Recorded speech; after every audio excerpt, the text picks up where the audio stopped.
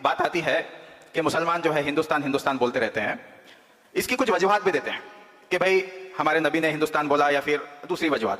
पहली बात, ऐसी कोई दलील नहीं है, जो है हो सकता है ज़ईफ होंगी।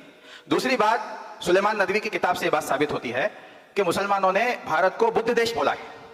तो अगर आपको स्थान लगाने का अगर इतनी इच्छा है तो आप बुद्धिस्तान बोल सकते हैं।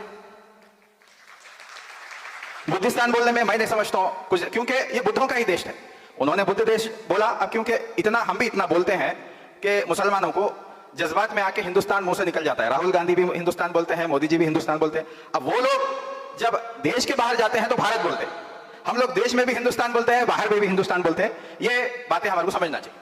एक अहम बात मुसलमानों को समझना चाहिए कि मिसाल के तौर पे मुसलमानों के अंदर अब्दुल्ला है। अब्दुल्ला का मतलब यह है अल्लाह का बंदा, अल्लाह का गुलाम। मनुवादी लोग ये मानते हैं कि मुसलमान हमारा गुलाम है।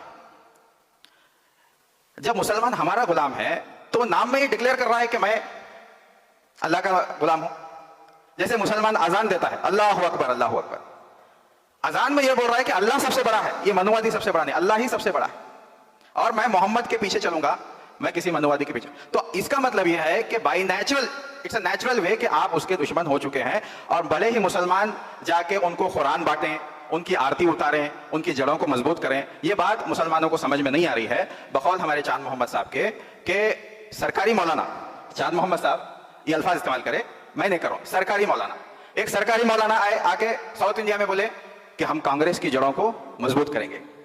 जो मरी हुई कांग्रेस थी साउथ इंडिया में, उसको जिंदा किया और हमारे गले डाल के चले गए। मैं भी साउथ इंडिया से। अब वो 2 स्टेट में मरी हुई कांग्रेस जिंदा हो गई। चाचा बोल रहे हैं कि भाई हम कांग्रेस की जड़ों को मजबूत करेंगे। वो ये नहीं कह रहे हैं कि हम हमारी कौम को जड़ों को मजबूत करेंगे। वो लोग ये कहते हैं कि आजादी की लड़ाई में 70,000 उलमा शहीद हुए। अगर 70,000 उलमा शहीद हुए हैं तो इख्तिदार में उलमा को होना चाहिए, पार्लियामेंट में होना चाहिए, असेंबली में होना चाहिए। मगर उलमा आके हमारे से बोलते हैं, नाम निहाद उलमा, कि राहुल गांधी जी को पार्लियामेंट में भेजो, कांग्रेस को भेजो, ये मनुवादियों को भेजो, ना तुम जाओ ना हम जाएंगे, अब ना हम किसी को जाने देंगे। तो राष्ट्रीय मुस्लिम मोर्चा पहली तंजीम है जो इस ताल्लुक से बात कर रही है। जैसे और